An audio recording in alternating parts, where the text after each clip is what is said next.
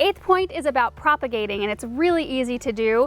So this big, beautiful aloe that I have right here is actually producing a little baby shoot. We call them pups. They produce them off their main stalk. So all I'm gonna do is I'm gonna reach down in there and try to pop it off as close to the stalk as I can of the mother stalk.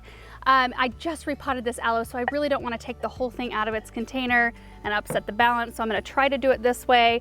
It is probably better if you take the whole thing out and kind of remove some of the soil so you see exactly what you're doing. But I can feel pretty good down in there. We'll pop this off. You want to remove as much of the stalk as you can. So this little pup looks really good. I got a couple inches of stalk there, which is great. And then I've got this other little baby right here. Not as much stalk, but we should still be okay. So at this point, you can do one of two things. You can let them sit out for a day or two and let this cut end callus over and dry so that no moisture enters into that stalk, which can cause rot. Or you can go ahead and pot them up, and you just want to make sure to wait to water them for about 5 to 7 days because there's still oxygen in that soil and the end will still dry out, but you don't want to introduce water right away. So I'm going to show you how to repot it up today. You want to use your cactus succulent mix. So I'm just going to pour a little bit into this container right here, almost all the way to the top, making a huge mess.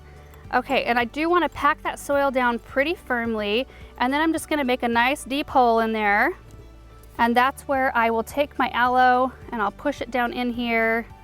Let's see, I'm going to remove a tiny bit of the stalk so it fits nicely. And then I'm going to just pack this cactus mix around the base of the aloe. So sometimes your aloes are a little bit top heavy because they are not holding on by anything. There's no roots in there holding them into the soil. So a really good thing to do is just to grab a little bit of rock top dress to put on top of the soil, and that'll create a little bit of weight on top of it so that the aloe won't move around. So I'm gonna go grab a few little rocks. Okay, so I'm gonna hold the aloe in place and just pop a few little rocks around it. And look at that. It actually looks tidier too to have the soil covered up. So this little baby will start to form roots in about a month or two.